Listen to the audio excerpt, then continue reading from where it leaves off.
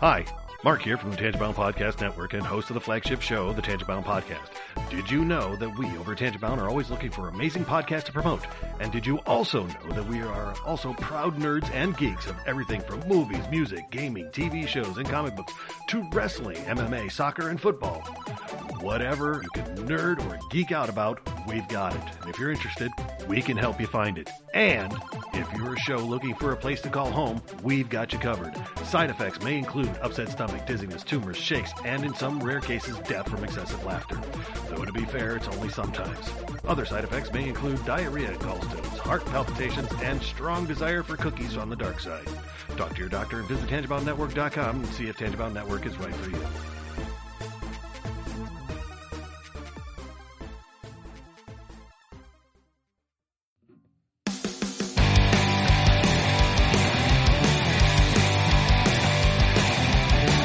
Sucks to the last drop. Are you gonna blow your head off? Take good aim and don't forget to duck. A life sucks every Monday and all the way to Sunday, but I wouldn't have it any other way. I don't care how you're doing, what's up or how's it hanging. I'd like to buy this world one last drink. Life sucks all of the time. Stick it up your sunshine, and then you'll see the clouds every day. And then you'll see the clouds every day. And then you'll see the clouds every day.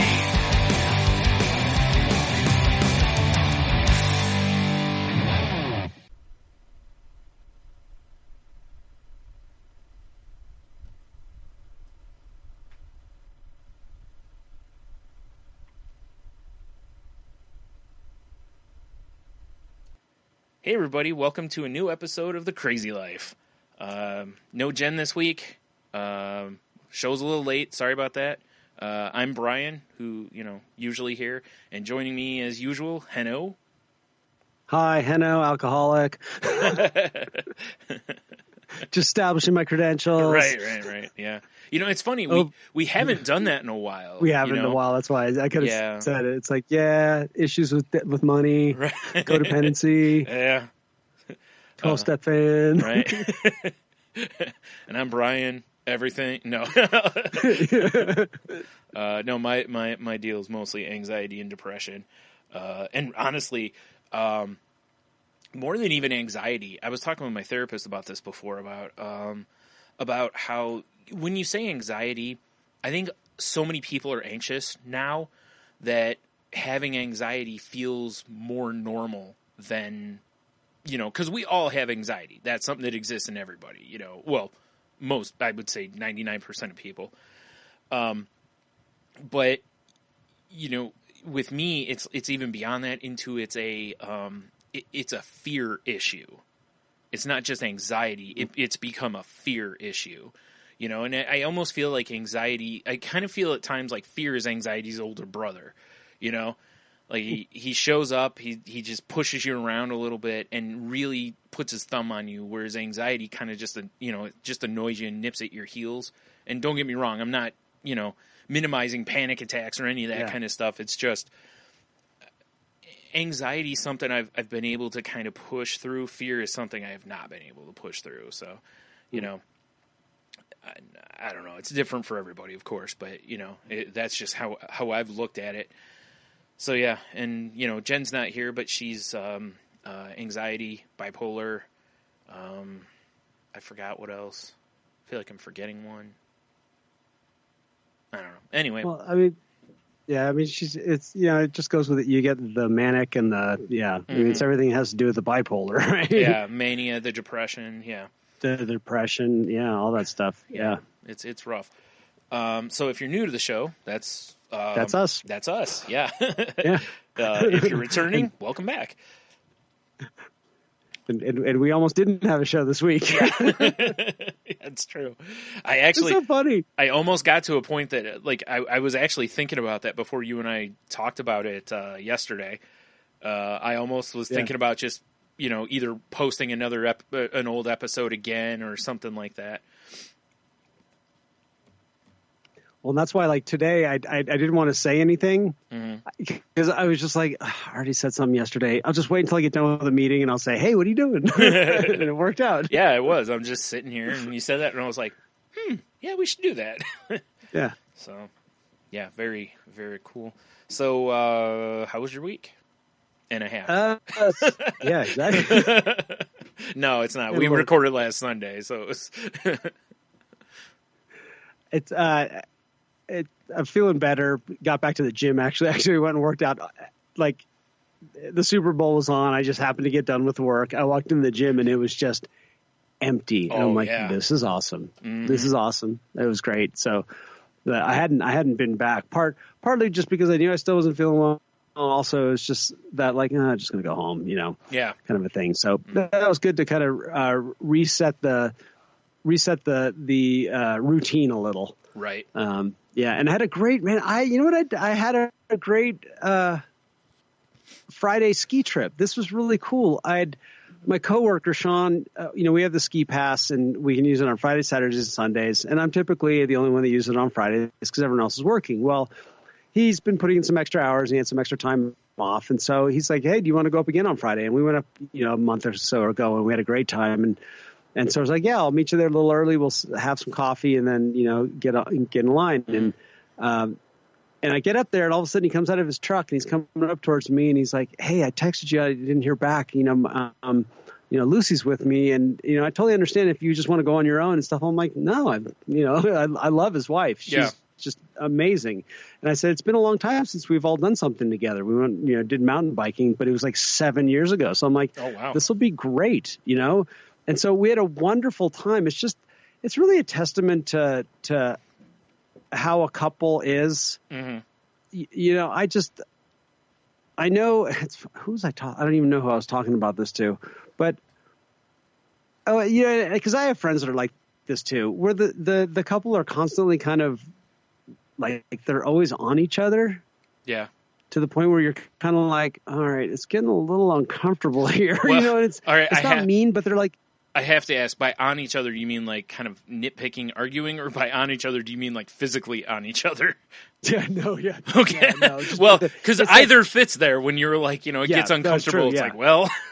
Yeah, and I'm talking verbally with just like little jabs and sarcasm and, mm-hmm. and some make a sport out of it, but then others you're just like, wow, you guys are kind of just mean to each other, and yeah. And Sean and Lucy, they have a way about their relationship. They've got an agreement, and it shows when you talk to them. Right.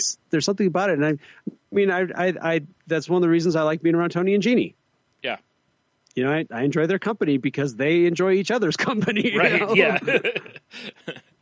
Right. Oh, and speaking of Tony, real quick, I just wanted to say just that listening to you guys' show, and for those of you who are new, Brian does a show called Salty Language with his best friend Tony, and it's not safe for work, so put the headphones in. But me being the alcoholic and Tony talking about what's happened to him recently was like, whoo, because it's mm-hmm. It's like hearing the voice in my head. Yeah. Well, and like I said on the show too, it's like I know exactly what he's going through too, because I had that years ago where I was realized like. I was using alcohol as a crutch, like or as a way of, dulling the pain and all that kind of stuff. So and I reached that point too, to where it was like, I need to stop for a bit, like, or cut back big time. I need to make sure that my life is not about booze, and it isn't doing everything for me. So luckily in both cases, we've, caught it before it got too bad, And the one thing that, like, when you talked about that, the whole 50-50 with your mom, like okay, this could go this way, or this could go that way, and it's your choice whether you want it to go whether you're going to run positive or you're going to run negative. Yeah, and that you've worked on this, and that you shared that, and I had to say that feel the same thing about Tony sharing his experiences. Most people don't have that realization. Right. Most people look towards they look for the loophole. They Yep. look for the out. They look for the way that they don't have a problem. Yep. You're right. Right. And so, and it's even more than 50-50. You know, I always like to share that it's like 95-5. Yeah. You know, 95% of the time I have a drink, nothing happens. It's just a normal night. But 5% of the time, something happens. Yeah. But I go, it's pretty good odds, 95, you know, but that 5% is bad and it's crushing, and it happens enough, at least in my case, it happened enough times over and over again where the guilt that came along with it, and it just kept building and building until eventually, you know, I was like, okay, I can't do this anymore. Well, you know, right.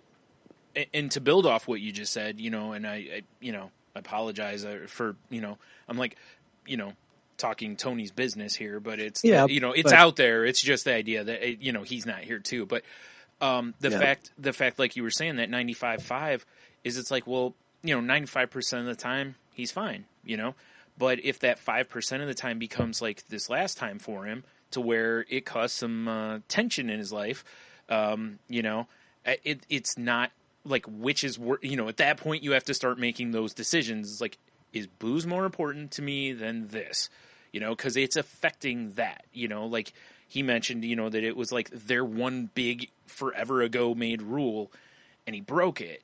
That's not cool. You know, like, again, it's affecting his life negatively. Time for a change, as we've said plenty of times, or time for a reevaluation at least, you know. And I'm bringing this up because I encourage people to go listen to it, because to me it was extremely inspirational. I love when the person looks at the 5 rather than the 95, where they quit looking for the loopholes. And this doesn't mean that someone's going to change their life, but just that they have that moment of realization. Because frankly, I see the people that don't. I see people that are sober for 2 years and still don't believe it. Yeah. They still not okay. They still don't really believe that they're an alcoholic. Right. And we call that in the 12-step programs, we call that the 0 step. You know, like before any work goes is where you finally just, you know, you give in, you give up, you at least, you know, you say, I'm done. Yeah. Like you really weren't ever done. Yeah. You kind of wanted to be, but not really. And so and, you know, like you said, you know, it's like, it's not my business, it's his business, but, you know, I encourage, go listen to it. I was just so moved. Well, yeah, by like it. I said, we're not talking out of school here. It is out, you know, it is public. Yeah. So, you know, I'm not sharing anything. What I love confidence. is the honesty and the truth of it. You know, that's for me, when I hear people share in my groups about real truth, like their honest struggle. What are they doing to stay sane today? You know, what are they doing? That stuff is like, it reminds me of the path that I'm on and why I'm on it. So I was just telling you before we started recording, you know, I had a very similar thing, seeing, you know, someone I know posting stuff, you know, online, and it made me realize, you know, because I saw that and was like, wow, that used to be me. I used to do that stuff all the time too. And now I look at it and go, wow, you know, the 2 years that I've put in to really trying to distance myself from that, or not distance myself from it, but not let my brain go down that way, to where it's like, I can have negative thoughts. I try not to have negative days, but even then, you know, it's that's what it is. It's just one little thing at a time, not letting things get too big for you to where it pushes you down a path, you know, and it reaffirms that the work is worth it, that it's doing something. I'm not wasting my time, you know, and just spouting out catchphrases and stuff like that. Yeah, you know? platitudes and stuff. Exactly. Yeah.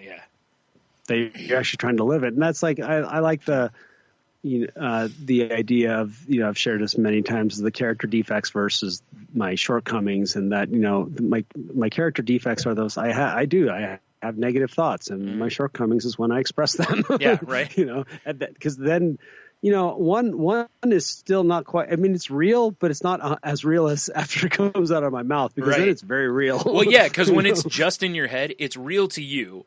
But it's not real to everybody else. There's no anything else going along. But once it jumps out of your mouth, you're like, well, now it's out there. Yeah, it's pretty much been affirmed. So yep, and and then you deal with the consequences. Yeah, I'm with you though. I really enjoyed that him and I can talk like that now, because a little backstory for everybody is that Tony and I have been friends for 600-700 years, and during that time, part of the way we did things was we just never talked about this kind of stuff. When we were around each other, it was just about basically goofing off and having fun.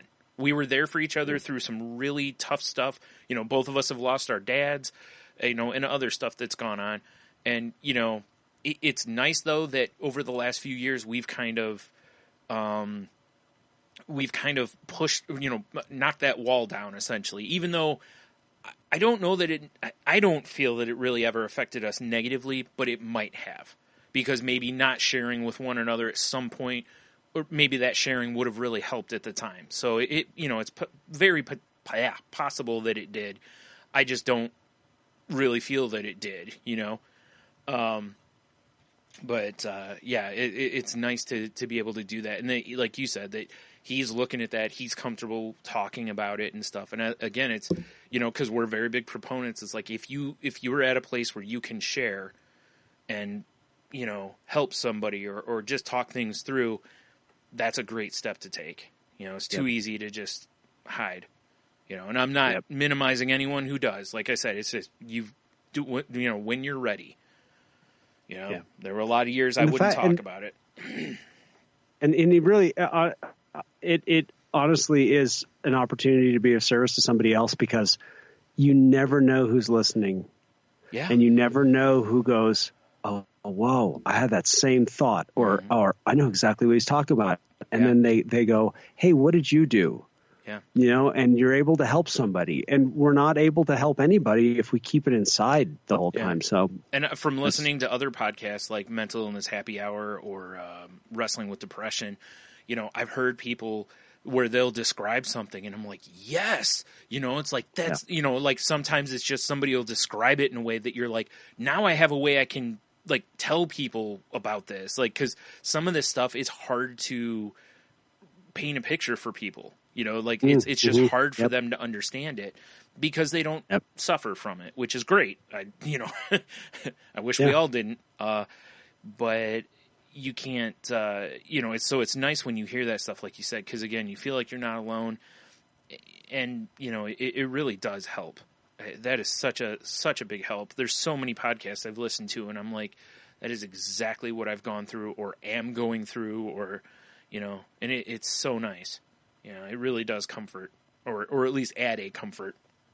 It does. Yeah, it really does. Like, when I talk about the crown that I finally got last week, and Lordy, my goodness. And then today was just a regular dental cleaning, which was like nothing compared to the, like, that just messed me up. It was like, the idea of somebody sticking a needle into my tooth to numb it. The idea that a needle can go into a tooth is... Yeah, exactly. That's the other part of it. You're like, hey, I'm going to first put this into your gum, and then I'm going to stick it right into your tooth. You're going to what? Yeah.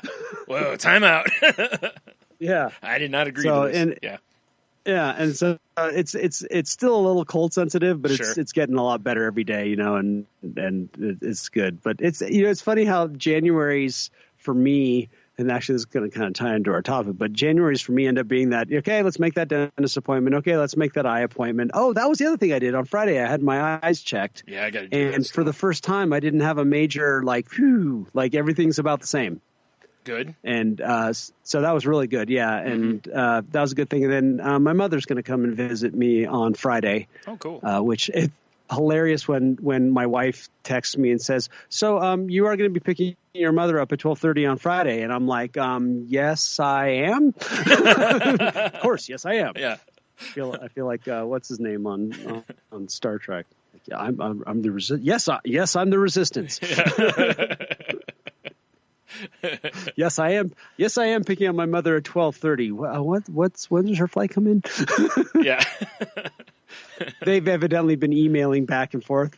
So here's a part of me being married that I love, is I love my mother. She's so amazing, and she has reached out to my wife genuinely, like, and just little things like saying, like literally saying welcome to our family.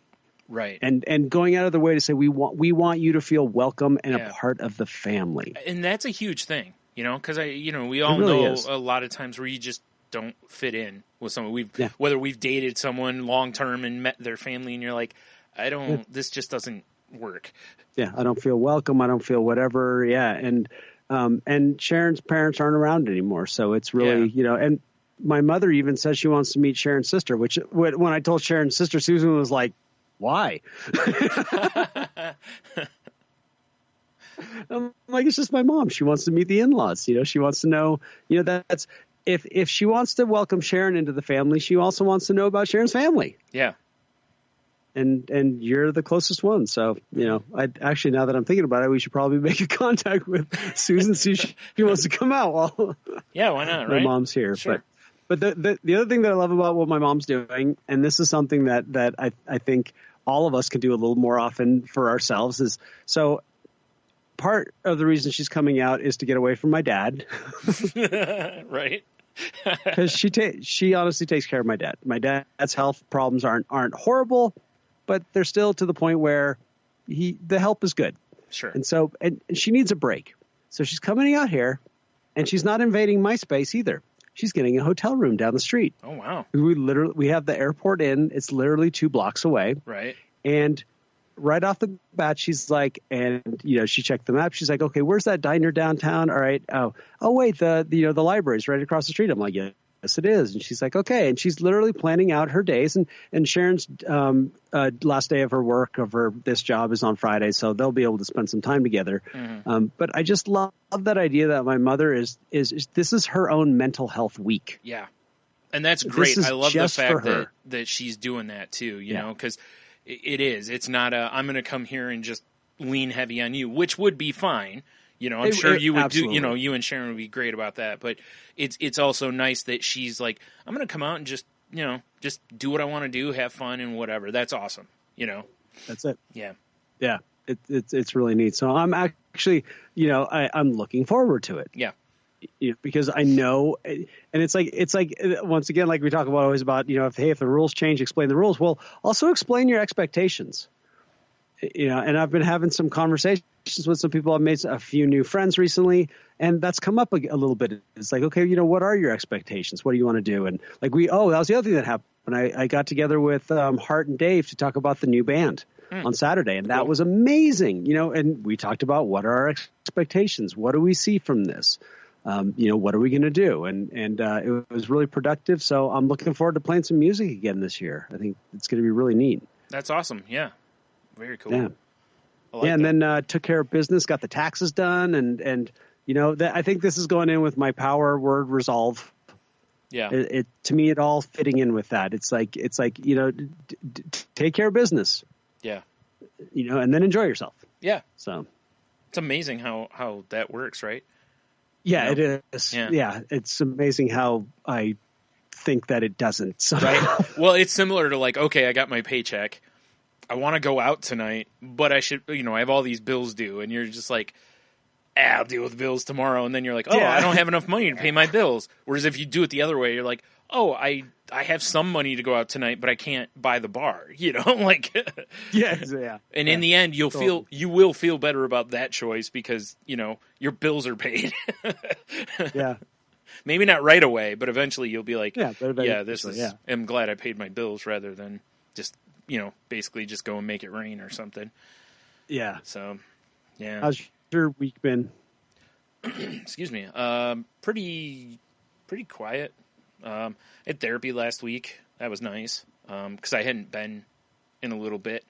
So, that was, that's always it really makes me realize how much I need / want to go to therapy, So, and I talked about some things on there, which I'm not going to get into here, but some things that have kind of been in the back of my head that I really, really have kind of felt I needed to dig into. So it's, it was tough. because even though I'm very much I am like 99% open book. You know, like I generally, if someone asks me a question, I'll just answer it. I don't, there's very little that, embarrasses me like that and stuff. So, but at the same time, when it comes time to essentially reveal your own truths, like, of your own volition, it's very often I'll be like, like I still have to like, push through that kind of, it's not really self-doubt. It's just I guess it is a little bit, it's a little like, almost like you're like, I don't want to whine about that, Yeah. But at the same time, you're like, look, this has been bugging you for months or years or, it's like, you need to slice into this and see what comes out. So, yeah, excuse me. So yeah, that's honestly about it. I haven't really done much at all this week. I've been feeling pretty blah. But again, it's been overcast almost every day here. We're basically at a point we're getting snow every other day. Whoa. Yeah, we had snow Monday. We'll have snow tonight into tomorrow, and we have snow Friday into Saturday, I think. Maybe Sunday, Wow. but I know Friday definitely. Yeah. So it went from basically where we would have 3 or 4 days of cold, then 2 or 3 of 40 or 50 degree weather, and then back to the cold to where now we're getting snow with it too. Not a lot. I think they said by the end of the week, we may have like 5 inches of snow or something like that, which is, I wish we had that. Yeah. Up here, 5 inches of snow is no big deal to us. It's, It started to rain here, and it was that weird. I mean, it got downright warm where then the next day everything's a freaking ice rink. Yeah.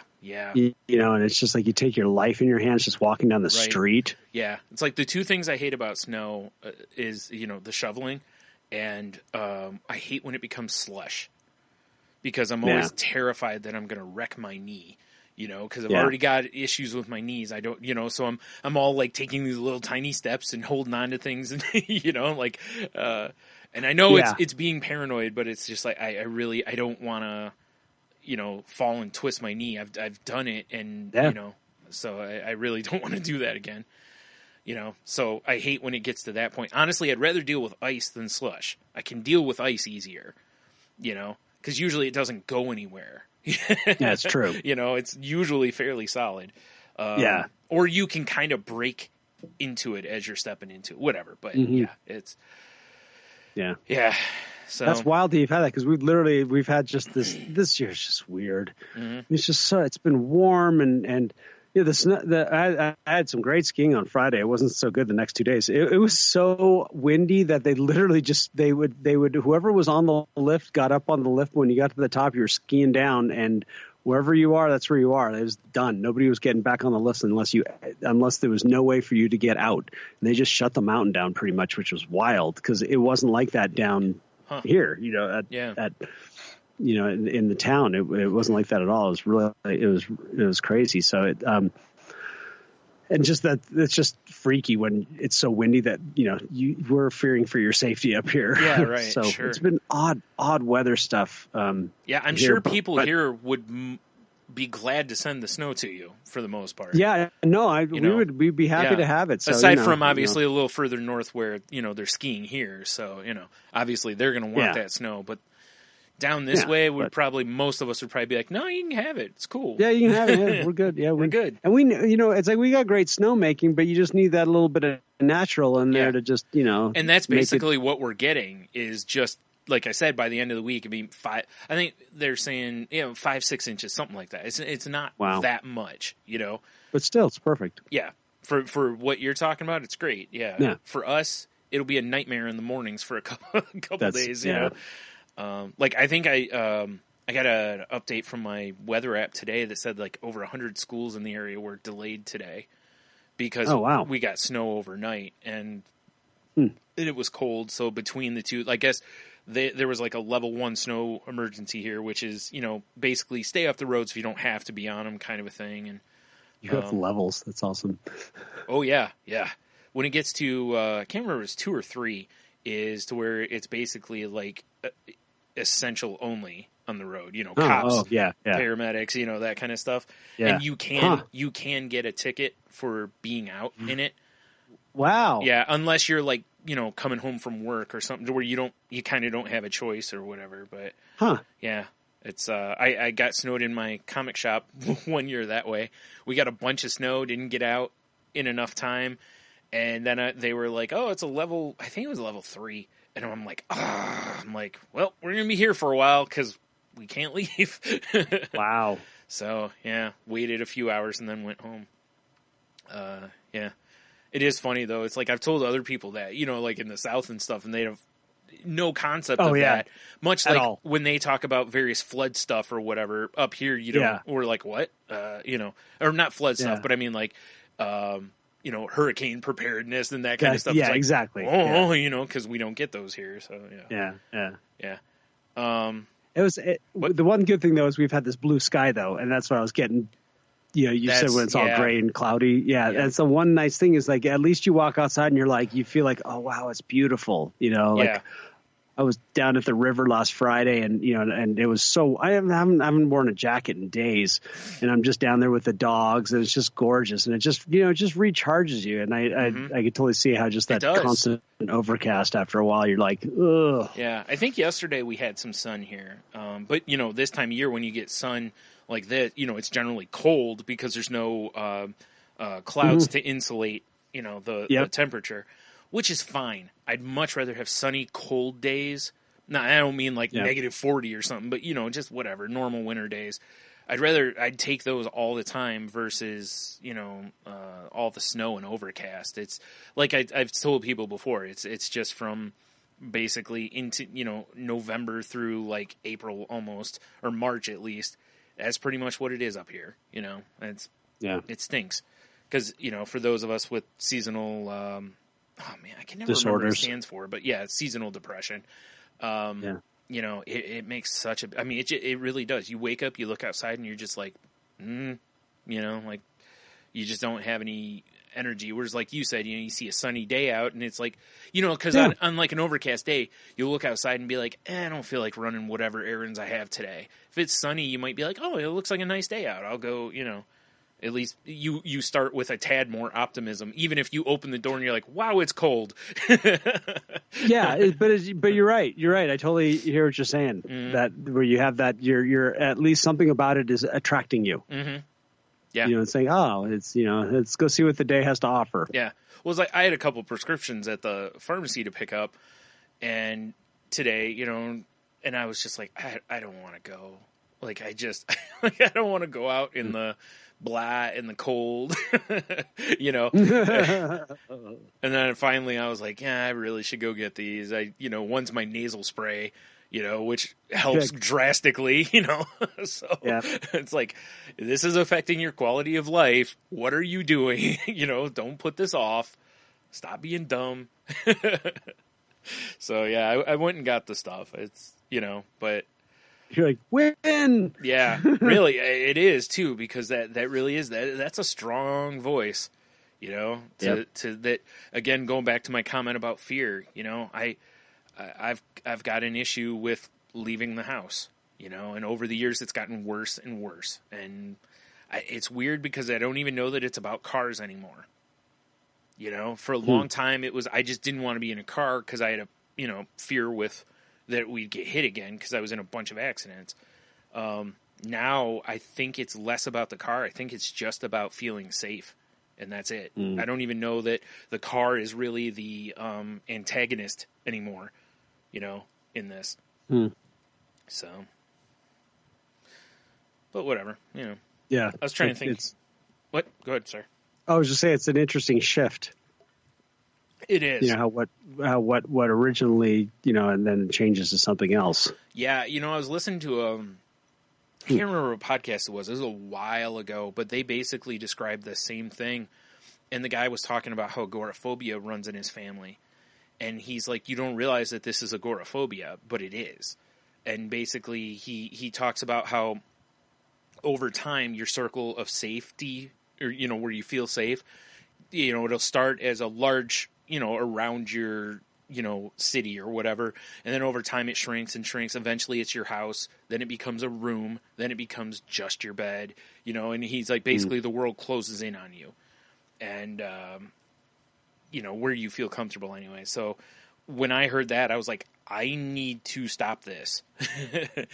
Because I don't want to be that. I don't want to be that person that never will leave their house. And don't get me wrong, this time of year, everybody's generally got it, because who wants to go out in this garbage? Like most people do not want to go out, so. Yeah, but I've been pushing through that more. Like when my brother will come over and be like, "Hey, do you want to go over to Target?" And I'll be like, "Yeah, sure." Just it's out of the house for half an hour. It's not much. That's really good. At least it's still getting out of the house for a few minutes.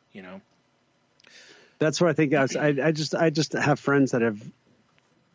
It just makes sense now. Where they used to be kind of just. Part of society, doing what we all do. And then one thing happened, and then it became something else, and it kind of doubled into this and that and blah, blah, blah. And the next thing you know, it's like they're not the same person anymore. They're not doing their life is totally different. Yeah. But that makes sense now. Like with that, it starts with one thing, and then it kind of turns into something else. Yeah. And if you have that fear, you look for reasons why you don't want to. You rather than finding that reason why maybe you could, you look for every reason why you shouldn't. Exactly. Or why you can't. Mm-hmm. Or you take everything as a sign that you shouldn't.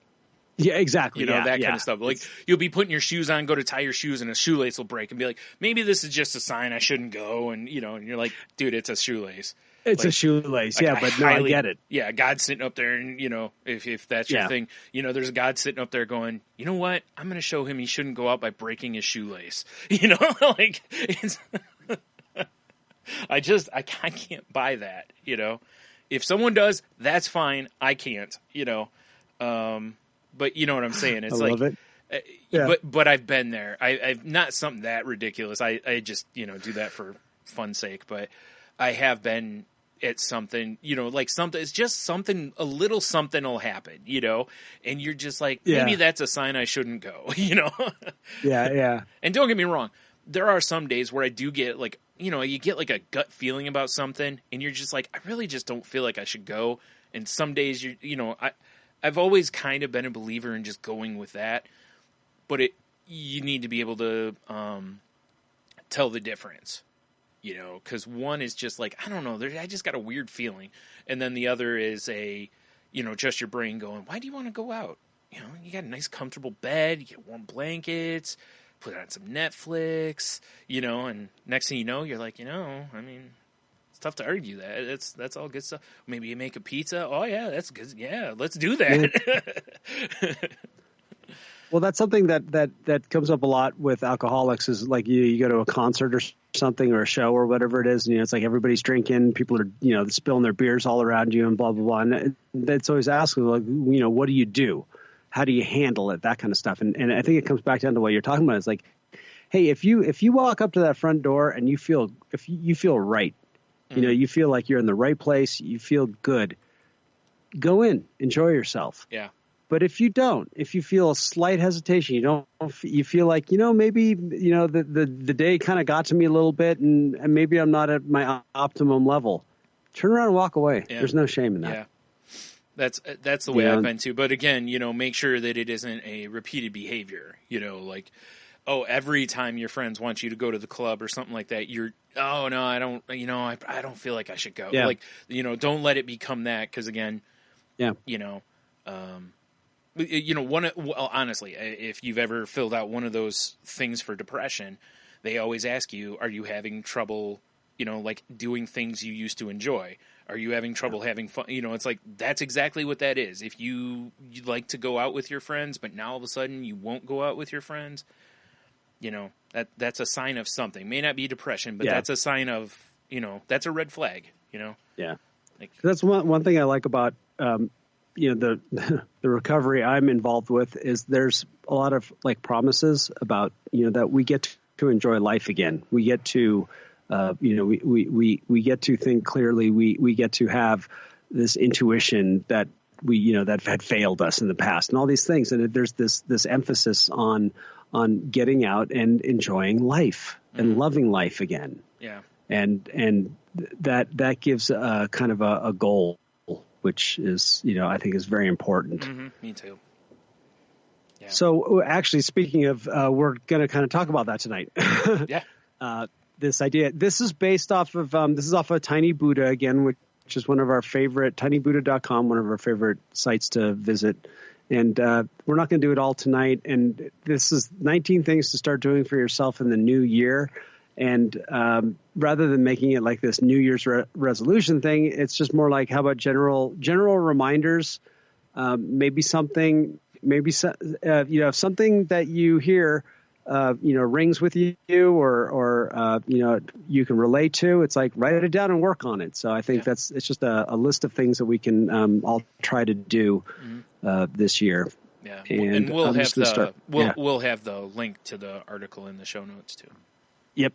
And so we'll do half of them tonight and do the other half next week. And I just remembered something. I got to write a note. All day, man. Yeah. That is my life. I always write. Seriously. Like the one thing at my desk I cannot run out of. I can run out of a lot of things, but I can't run out of something to write with and Post-it notes. My thing now are those flashcards. I just have stacks of them everywhere. Oh, yeah. Yeah. Like just the plain old white flashcards. I used to use those a lot. I actually, right behind the computer here, I have an index card box with a bunch in it. Yep. I used to use those all the time. It's classic. Yep. Now I've got Sharon using them too. Yeah. she gives me a hard time about all my lists. Yeah. Now she's making lists. Right? It's fun. And the dullest pencil is better than the sharpest mind. Yeah. Seriously, if I don't write myself notes, nothing's getting done. It's gone. Because otherwise, because I don't know how many times I'll have 4 ideas of things I need to do at the same time. It's like, I better write these down because I'm going to forget 3 of them. And I might forget all 4 instantly. of them. Yep. Yeah, exactly. Instantly. Yeah. So. So our first one is start focusing on what you already have. It says it's easy to focus on scarcity, to turn your focus towards what you currently don't have. In this social media dominated, hyper-commercial and filtered society, a state of lack can often get the best of us. Oh, that's true. And it says, seriously, so true. Abundance isn't something you acquire. It's something you tune into. So start noticing, focusing on, and truly appreciating what's currently in your life. And then it gives a little affirmation here. This year, I'm going to focus on the people I love, the fact that I'm healthy, and knowing that I'm in charge of where I steer my life. Yeah, that's one of my big things I'm working on. Yeah. We talked about abundance. I can't remember which episode, but one of our episodes. Do you remember that at all? Nope. I know we talked about abundance because we were talking about how when we're talking abundance, we don't necessarily mean going out and buying all the things. Yep. It's more about what do you have in your life? Are you feeling full of, love and contentment and those kind of things? Like those are the things. And I really think this whole point is about gratitude. It really is. It's, the best tip I could give anybody, if you want to try to focus on what you have, is to start making a gratitude list. Whether it's every day, once a week, a month, whatever it is you need to do. And that way you can help focus on that stuff and, realize just how lucky you really are, because a lot of us, it's really easy to lose track of just how much you do have, and it's not about comparing yourself to anybody else. It's just, you know what? I really have a lot. Even though it may not feel like it, when I really sit down and look at it, I do have a lot, And it's what this line I love the most that I really haven't ever heard is it's something you tune into. Yeah, that's interesting. Right? And that means you already have it. Yep.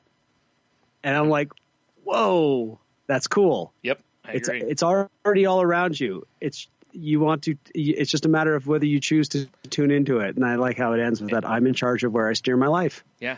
And it totally is. Like I was just saying about the gratitude thing. It's like it's so easy to just overlook all the things. It's like when you think about like the third world or the first world problems thing, that's really what that is most of us don't realize and don't think about how amazing we have it here and with what we do have, until you see something else that gives you that perspective, and you're like, wow, I guess I'm pretty lucky. You know, and again, it's not a who wins situation, but you can just go, wow, I have indoor plumbing. I have clean water, you know, like just stuff like that you really take for granted. And, you know, you just need to wake up about that sometimes. And, you know, good foot in the butt once in a while. You know, and gratitude lists are a good way, like I said, a really good way of doing that, you know. Just, you know, try to stay away from, like, material possessions for your, you know, gratitude list a little bit. Like, you know, you can be thankful for them and stuff, but, you know. Absolutely. Just make sure your whole list isn't, you know, I'm thankful for my computer, I'm thankful for my house, I'm thankful for, you know. It's like, okay, you have things. So, yeah. Number 2 is directed right at me and you. Start using your imagination for creating. I don't know what you're talking about. I'm very... Imagination is... I use mine all the time. I'm very shallow and unimaginative. Yeah, That's me my too. new thing. Mm-hmm. Yeah, 2018, Heno. Shallow and unimaginative. That should be it. Imagination is a powerful thing. It can either show you the most catastrophic scenario or allow you to play, explore, and create in your mind. Your imagination can either be your greatest tool in turning your dreams into reality or your greatest roadblock. Use it to create, not destroy. Use it to stir faith, not doubt. Use it to become a force for good, both for yourself and for those around you. As an example, it says, instead of focusing on everything that could go wrong, if you start your own business, imagine how fulfilled you'll feel and all the people you could help. And you were talking about this about your mom and that 50-50. I was. And I can talk on the business thing too. When we went into it, we weren't like, you know, oh, this is going to fail. This is meh. We were like, this is going to be cool. We're going to do this. We're going to do this. It's, if anything, we went too far with that, you know, but really it didn't, you know, whatever. But you know what I'm saying? Is you're so excited about, I'm going to do all these things. And, you know, that's a much better place to be than going into the business going, you know, we probably won't make it past 2 years and, you know, it's going to be a struggle every day. I mean, yeah, it's going to be. There's going to be hard work. It's, you know, when you own your own business or something, it's, you know, there is an element of, okay, yeah, you do need to look at some of it. Like, it's going to be hard. You're going to put in a lot of hours. Those are fine, you know, but don't, you know, try not to get into the trap of, like I was just saying, you know, you know, we probably won't be around in a month, you know, like that kind of stuff. So, at least going in. I had a friend, at some point you might actually be looking at your finances going, we're not going to make it a month. And that could happen, but that, like I had a friend of mine. He decided to start his own business, and he'd been wanting to get out of the work that he was doing in the same field. He just wanted to start his own business, and he came up with every reason why his business. He considered every reason why it might not work, but he never ever considered that it might work really well, almost too well. He never thought about the fact that he would be too successful. Right. And it's amazing when you talk to him. He's like, I came up with I wanted to cover every base of why this wasn't going to work out. And I never once thought that I would be too successful and I wouldn't have enough time and I'd have to actually have to hire people. Well, you know, it's funny because my therapist was just telling me a couple sessions ago that, because I was talking to her about how I was thinking about writing down like my fears, you know, my big fears.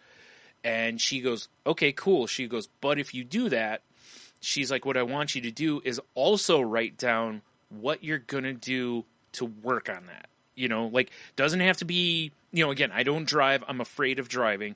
It doesn't have to be, you know, drive across the country. You know, it can be drive around the block or, you know, or the first thing for me, go get my temporary, you know, the packet or whatever it is they give you now. Go do that. Once you've done that, what's the next step? Kind of a, you know, and work your way through it or write out all the steps so that you can just cross them off as you go. But basically she was like, you know, that puts you into the proactive mindset versus the, I don't even know. It's not even reactive at that point. It's stagnant. You know, you're just not doing anything. So, and I agree with that. And it's kind of like your friend. It's like, well, if you're going to write down all the things that may not work for your business, you also should write down all the reasons you're starting the business or that it could do well, Yeah. Even if you don't go into what if it goes super well, but, at least at least attempt to give yourself the positive, negative look, the yes, no list or whatever, Yeah, that's like I was reading something today about, just tips for investors about when there's corrections in the market. Yeah. And they had the questions to ask yourself. And one of them was like, well, why did you start investing in the first place? Well, because you probably had a dream. You probably had this fantasy or, whatever. You used your imagination to think of like, I'm going to be able to retire and I'm going to make all this money. Yeah. And I was like, wow, that's a great reminder. It's like, why did you do this to begin with? It's like, oh, this is what I had. Okay, well, then this is just a little blip on the way. Mm-hmm. You're still on the way. Yeah. And I love that. Yep. So our third one is start living in the now. Often we live in past or future tense. Mm-hmm. Often we're so caught up in what took place or what might happen that we lose sight of what is happening. Like this, it says, start living where life actually takes place, here and now. It says, use your senses to become present. Feeling, hearing, seeing, tasting, and touching. Say yes to what you're doing, no matter how insignificant it might seem.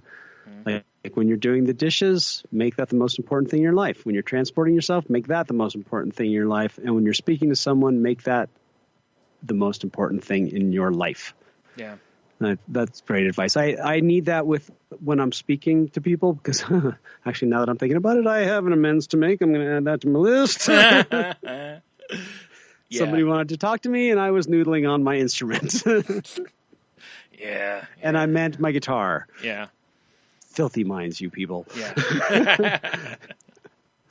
But that idea of like, yeah, I can put down the phone and engage with the person that's sitting right in front of me. What? I've never heard of that idea. Yeah. This thing you speak of? It is really difficult. That's one of the things I've been trying to work on more and more. And it's one of the things I find really interesting about when we go to trivia, because during the rounds you can't have your phones. You're not even supposed to have them on the table, anything like that, because given that we have all the answers in our phones, we could cheat. And, it's interesting because what you find is that you have conversations during that time, whether it's about the topic or just in general. And then in between rounds, almost everybody's like, oh, God, and getting their phone out. I've been away for so long. Yeah. It's like, oh, man, it's been like 5 minutes. But, I like the fact that it does that a little bit, though, because it really does force you to engage with people again. And, living in the now is not been easy, and I've tried to use some of the stuff from like cognitive behavioral therapy kind of stuff, to where like if you're eating, focus on the chewing, focus on the food, like you guys talked about on Angela's Awesome podcast, take the time to enjoy your food.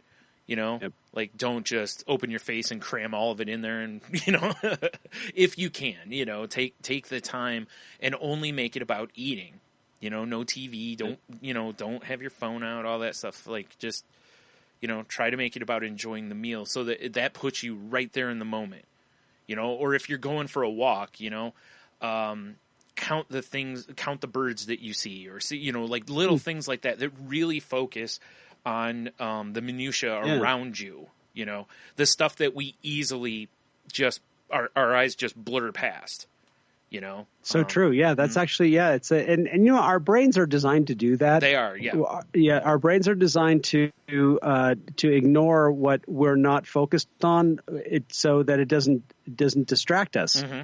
But I think it's a great exercise to stop and re-engage all those senses again. Yeah. Like, oh, what's that noise in the background? Oh, that's that's the air handler in my house. Or that's actually one of my favorite ones, is to do whatever you're doing, is whether it's in your head or on paper, however you want to do it, is to go through how it affects each of your senses.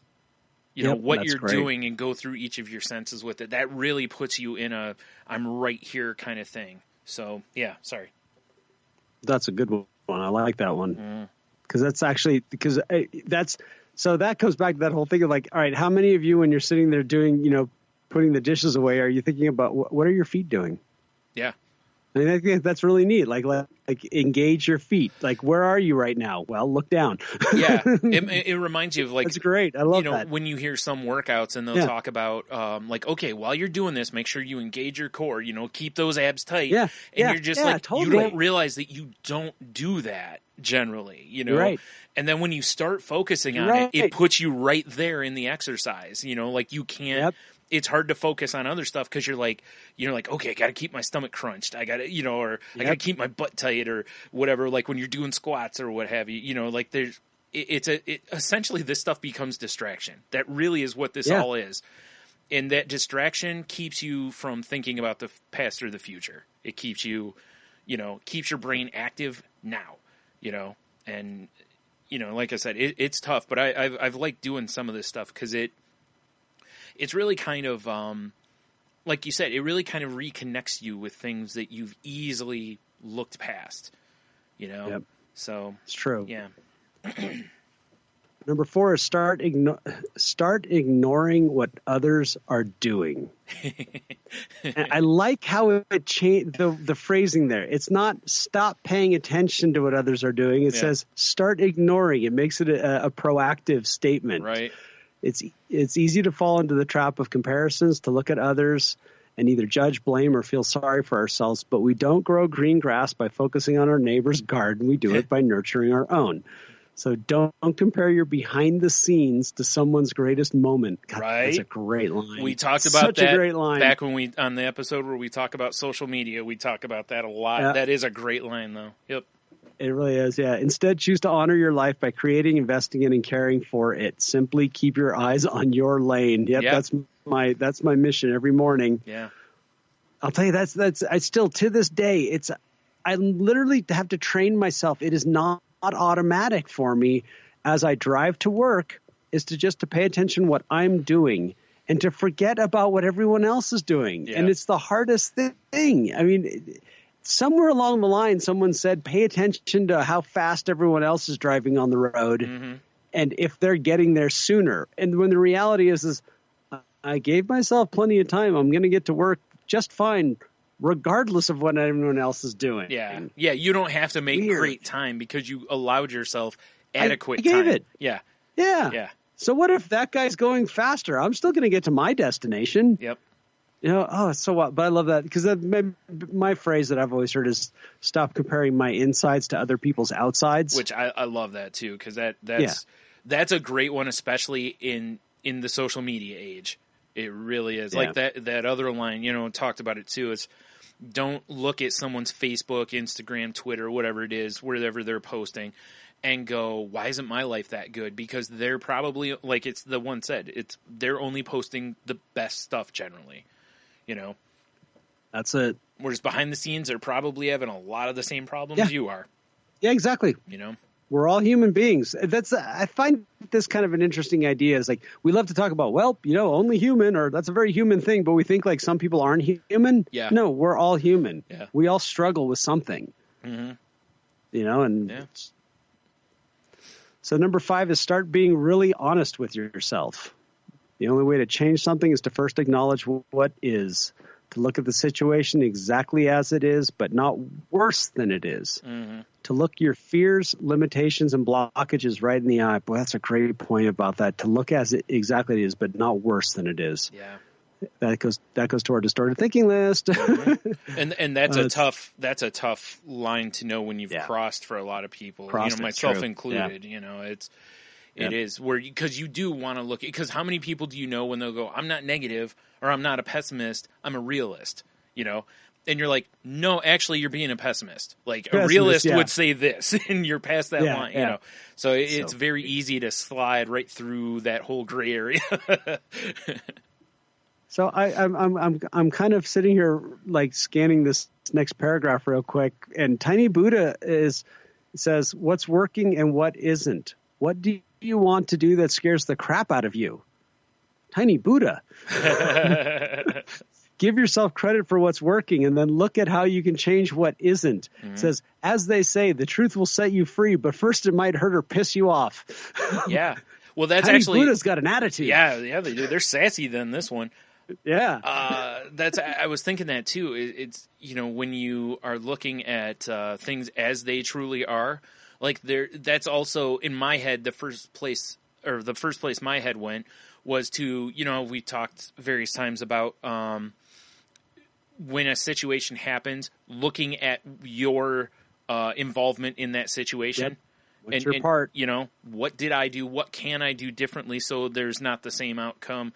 Whatever. Like, that's kind of where like sometimes you got to go, I probably shouldn't have said that. I was kind of needling them there and that, So, you'll have stuff like that. We all, and not in every scenario, but in a lot, we've got, we all have our part in it. And most of the time, blame is not 100%.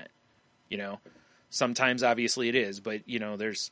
Most of the time we've all got, whether it's a little something we did, like let out a sigh when the other person said something, or, just the little tiniest attitude things that maybe if you don't do, doesn't set them off, and that sets you off, and that, the butterfly effect, essentially. Pretty much. Don't be the butterfly. No, great. Number 6 is start putting better labels on things. So this is basically reframing. Mm-hmm. What glasses are you wearing? The optimist, fearful, or I cannot do this pair? How we experience life depends on how we choose to look at things. Losing a job can either mean a problem or a great opportunity. Yep. Breakup can either mean the end or the beginning of something new. Label things in a way that empowers you. Turn a traumatic event into a blessing in disguise, a difficult situation into a challenge, and an ending into a new beginning. Be the author of your experiences. And I love this because I always love that idea of like turn the horror show into a comedy. Yeah. Well, and it's going to probably help you through various, like, the depression of losing a job or, a breakup or whatever. It's like, well, if you start, and I don't mean like immediately, but when you get into that kind of thing, it becomes, instead of wallowing in pity and stuff, like this gets you back on your feet and kind of gets you moving back in the right direction rather than just sitting in being unhappy. Well, and I like this is where the old Hanno would be just so sarcastic and snarky about this. It's like, oh yeah, just aren't we Mr. Optimist? Oh wow, how it's like I would think that people weren't in the like you were just talking about. It's like you're not in reality. Yeah. And you're just you just everything is just so wonderful and stuff but the new me has realized that was a choice. Mm-hmm. And those people made choices. They chose to look at the world in this way. They weren't delusional. Yeah. They know what reality is, but they made a choice to look at how something can be beneficial rather than negative. And always, anytime I'm judging somebody else, I'm telling them more about me. Yeah. That's the truth. I'm revealing who I am than revealing anything about them. Mm-hmm. Yeah. When I start judging people. Yep. The next one is start telling empowering stories. This one's kind of new. Here's building on the previous point. Notice what stories are currently running through your life. Okay. Maybe it's about your parents, financial situation, or health condition. The stories we tell define us. Empowering stories create empowering situations. One story I used to tell myself was that I wasn't ready to do things in my business, to launch products or workshops. Once I changed the story to, I'll do the best I can and learn along the way, taking action and expanding my comfort zone felt doable. Look at one area of your life you'd like to change. What is the story you tell yourself about this area? How can you tell a better, more empowering story? Well, that's really cool. I actually do that a lot. I think I do it a lot more often than I used to, but it's that where it says, I'll do my best and see what I can learn along the way. When someone says, oh, wow, what's going to go on here? I don't know. Let's give it a shot and see what happens. Yeah. I say that a lot. And because it feels good to say that rather than to be pessimistic about everything. Yeah. But I like this idea of like, this could actually be a very good writing exercise. Yeah, it really could. I was actually thinking about, excuse me, how I said my therapist talked about writing down my fears and then, what I would do to work on them essentially. And it's like, I kind of feel like these two are really similar in that you really could take that advice, apply it to the other exercise. Okay, I'm afraid of driving. It's like, right now I'm, telling this story. Now, how do I change it to where I'm telling this story? And it really kind of is the same thing. It's like, what tweaks or what things am I going to do? So yeah, it's a really different way of looking at it, though. I don't think I've ever heard anyone point it out that way. Like, honestly, when you first read it, and I'm like, okay, like inspirational story. I'm thinking like telling other people's stories, and it is, but it's more like body language stories that they get. It's more of like, what are you telling yourself? Like you said, so that's interesting. Because applying your imagination, it'd be kind of fun to write, okay, this is something that I'd like to change. This is how the story goes right now. Okay, how do I make it more empowering, and to kind of like add like that hero element or the princess, or how does it become just empowering and great, know? Right. It really is, like just writing out the like, again, it's similar to that, the exercise, like we've talked before, where it's like, okay, this is a negative thing. Like, okay, let's play this out. Let's say that happens. What then? Yeah. What then? Okay, and then eventually you get to a point you're like, okay, that's played out the scenario, and like this way, it's like instead, it's like, okay, well, instead of doing that, let's play it the other way. Okay, what if it goes this way? Now what? Kind of a deal. Yeah. And it really, turn it around. Yeah, exactly. Like I said on the, salty language one, we've referenced a few times about the 50-50 split or whatever. It's, when that essentially something good could happen just as easily as something bad, it's like, you can choose right then. That's one of the few times, that's a place you can control positive or negative. Easily control. That's just a choice there. Now, you could choose positive and still have a negative outcome. That's happens all the time, but I'd much rather walk into it that way. Just easier on you. Yeah. Yeah. I feel like I'm just defeated right before I've even started then. Yeah. Right. If that's my attitude. Yeah. And I also know, I'll adjust. I've been through tough stuff already in my life. It's like I can adjust. I'll deal with whatever comes my way. May not be easy, may not be right away, but, like was the old, this too shall pass, It reminded me of even the more annoying one. God will never give you more than you can handle. Yeah. I hate that one. Yeah. I like it better when they say, God will never give you, or God will always give you enough grace to handle anything that comes along. Yeah. But the way that they phrase it is, God will never give you more than he won't also give you as much grace, or however it is. Yeah. But I've always been like, what does that mean? What does that mean? Yep. Well, it means that you have the ability to handle anything that comes along in your life. That's all it means. Yeah, exactly. Yeah, exactly. Like he knows where the tipping point is, and he won't put you over it, except that it's yeah. It's like, huh? What? Yeah, I know what you mean. And speaking of something greater than me, it says, start focusing on something greater than you. In life, we either show up for what we do, how we do it, or why we do it. Having the last one, the why, defined is what brings purpose and meaning. What's your mission, change you want to see, or reason for pursuing something? Participating in something greater than yourself and being clear on why you're doing it adds purpose. And if you don't know what that something greater is yet, make it your mission to find out. And this is literally the fundamental part of 12-step programs. Yeah. Because you're dealing with higher power, but you're also dealing with being useful to other people. Is to go out and to help others. That's purpose. Mm-hmm. And why are you doing it? Because by helping others, you get out of yourself, and you get out of your own self-doubt, your own self-pity, all those things. I mean, I think it's one of the greatest things for me, where people talk about,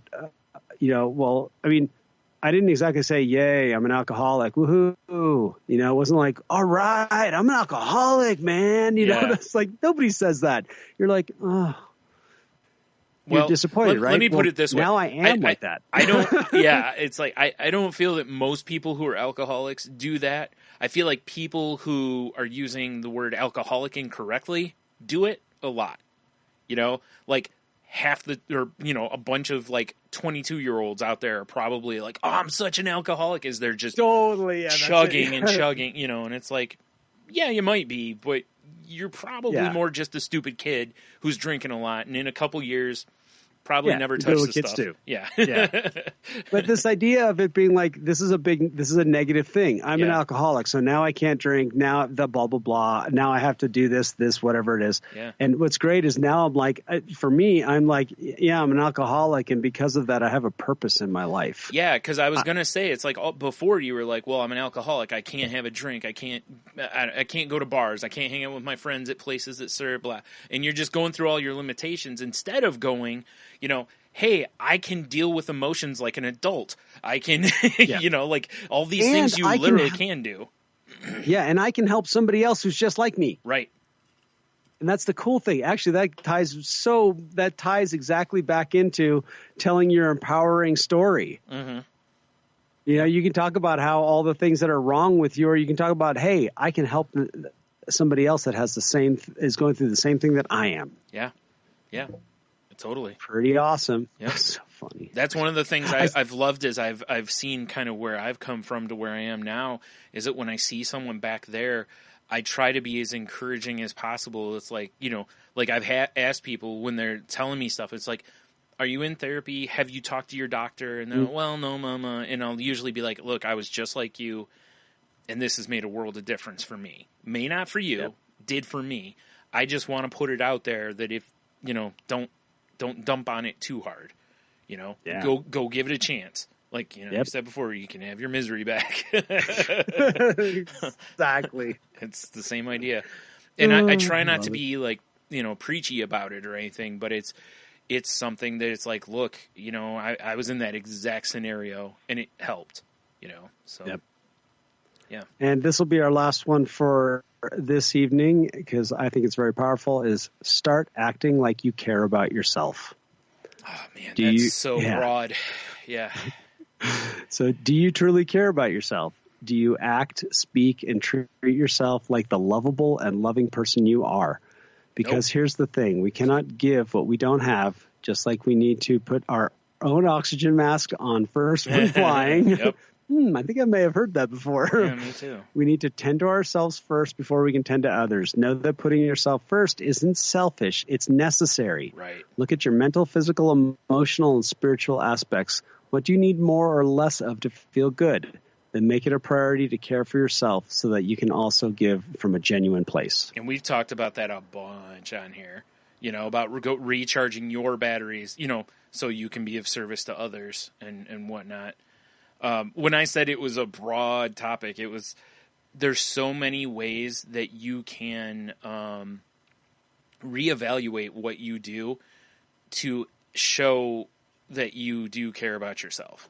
You know, there are a lot of things that we let slide in life because of codependency or you just want to please everybody, that kind of stuff. You know, and in the process you get trampled.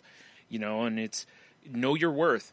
Like I'm not saying don't be helpful or anything like that, but know your worth. You know, and hold to it. You know, I mean, again, choose your hill. Don't don't fight a battle on every hill, but there's a lot of people that even just standing up for yourself, just not being doormat is a huge step for a lot of people. So, you know, that's what popped into my head right there is that, and I see it so much with people that there's just little things that they'll do and you're just like, wow, you know, like is your self-esteem that bad? You know, things I've seen myself do or thought about later and been like, wow. You know, like I really should have behaved differently there. And again, it's not about being, you know, putting on a show and, you know, or yelling or going off. It's not about that stuff. A lot of times it's just letting your coworkers peer pressure you into staying late when you don't have to, Yeah. like Jen's talked about, and we've talked about it in here. Sometimes it's just like, no, I have other things to do. I've seen parents do it, and it's always accepted. If somebody's got a kid and they're like, oh, my kid has this tonight, generally it's like, oh yeah, okay. But if you're just like, no, I have plans tonight, people are, just look at you like, really? And it's at that point, just be like, yeah, peace. Just little stuff like that, showing that you care enough to recharge your battery, to enjoy yourself also, and to not be a doormat. What's interesting is I like how they use the term acting. Start acting like you care about yourself. Yeah. It doesn't say care about yourself, like, hey, care about yourself now. Yeah. It says start acting like it, which I think is great. It's like that act as if. Yeah. Fake it till you make it. Yeah. Yeah. Fake it till you make it. All of the lovely slogans we can throw around. and it's true, because most of us, if we're in a position where we don't feel like we care about ourselves, well, the self-esteem isn't too high. Oh, for sure. And there's probably a lot of fear and doubt. Mm-hmm. So think about what can you do to act like you do care about yourself. Yeah. Yep. That's something I've been working on because of my self-esteem issues, as we talked like last year, especially, with me posting different things and stuff that I've gone over, is like posting pictures of my artwork puts out the vibe to people that I'm proud of it. Whether or not I actually am, that puts it out there to people that I'm proud of this, or whatever. Unless I was like, making fun of it underneath, which I didn't. I just explained what the point was, so that, and like I've said toward the end of last year, beginning of this year, it's like that made a big difference for me last year. It really did. Like I felt more confidence in things because I was willing to put myself out there, and, and I got positive reactions. Now, if I got negative reactions, maybe I wouldn't be so like, yeah, do it. It's, but whatever. It's something that's hard to do for people with low self-esteem, like you said. But you got to push yourself into it a little bit. It's the only way you're going to get through some of it. It's not easy. It's a very high bar, and it's one of the things that really impedes. I know it was an impediment to me early on, just because I just felt like I was a big loser. Yeah. I just felt like I had, there's a reason I drank, is because I could blot all that out. Yeah. And you get confidence in this, and that, and all of a sudden it was all raw and it was open. It's like, okay, I need to come up with a way to handle this without having that. And, it wasn't easy, but I'll tell you, Sharon is my greatest example of somebody who acts like she loves herself. Mm-hmm. I see her go in front of the mirror and compliment herself, and then she'll come up to me and tell me how lucky I am that I have her. I mean, she's not wrong. No, she's not, but I just love the fact that she does that, and it makes me smile, and it makes me laugh, because it's what she's doing. She's saying, she'll look in the mirror after she's done her makeup and she's all dressed, and she's like, you are so lucky to have all of this right here, and I'll just start laughing, and I'm like, you're right, I am. Right. Yeah. And I talked about this before about, like for confidence, look yourself in the mirror, and, basically the Stuart Smalley speech of, that's it. I'm good enough, I'm smart enough, and people like me.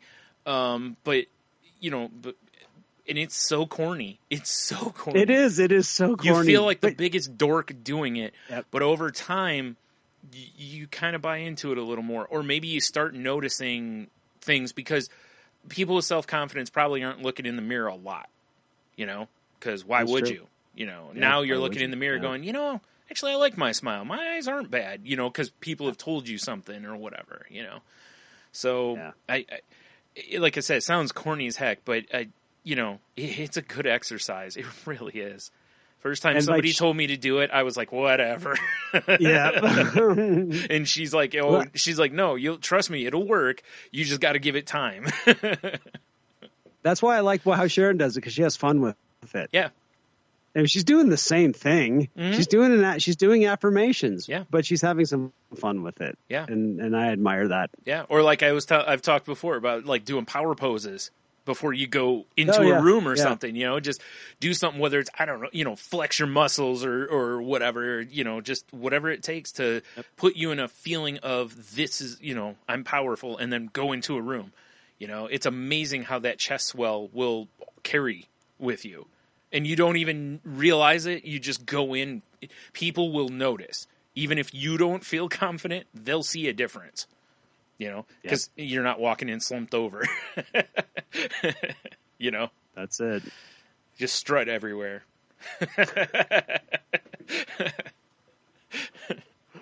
Oh, I love it. Oh, man. Yep.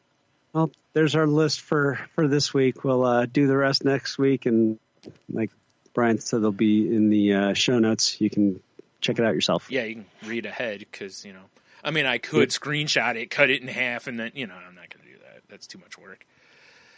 So, yeah, hopefully everybody enjoyed that. I know I did. I enjoy, some of it's just, we've talked about this, but some of it also is like, oh, that's a different way of looking at this or this. And, as we talked before, it's like our goal here is just throw everything at the wall. Even if it's 12 ways of looking at the same thing, one of them may work for somebody that, has the other 11 just didn't do anything for you. So, hopefully this helps. Yeah, I guess, as Jen says, if you want to continue the conversation, you can visit our website at thecrazylifepodcast.weebly.com. You can email us at thecrazylifepodcast@outlook.com. The show's Twitter is at thecrazylifepod. Jen's Twitter is at Jen's Crazy Life.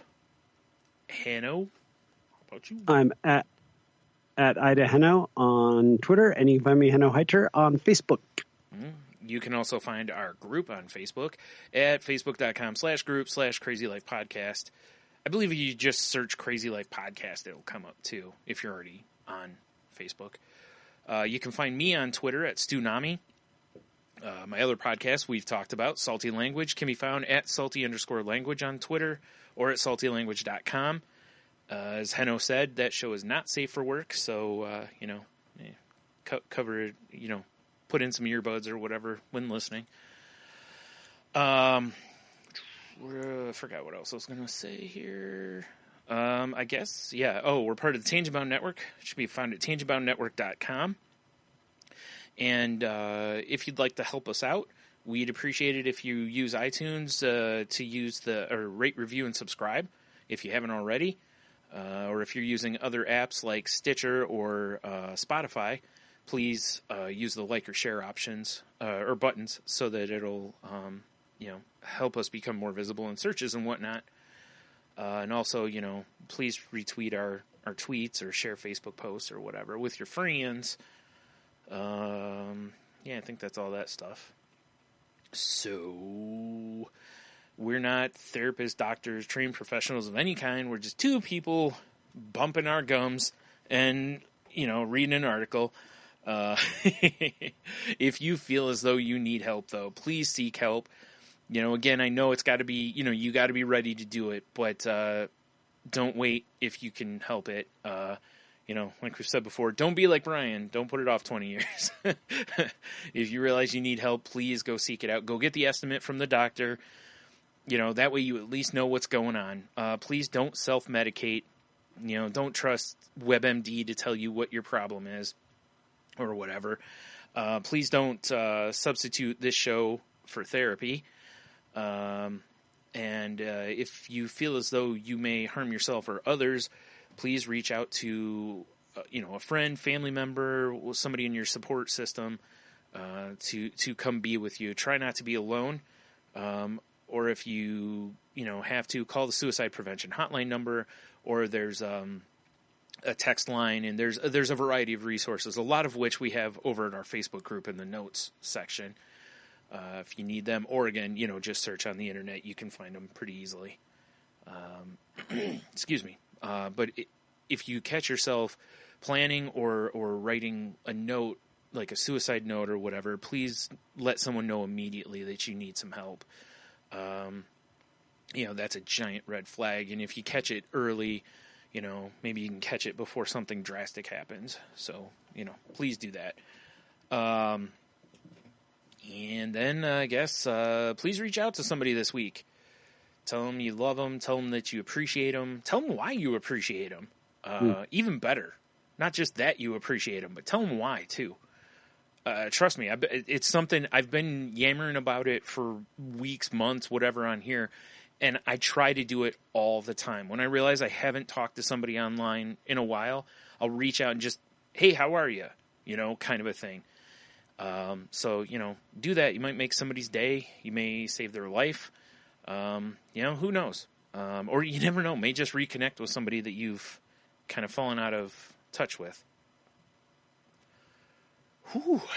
Yeah, I think that's it. I think you nailed it. Yeah, I think so too. I'm gonna bring in something that our good friends over at the Dark Angels and Pretty Freaks podcast always say, and that is, go live your omelet.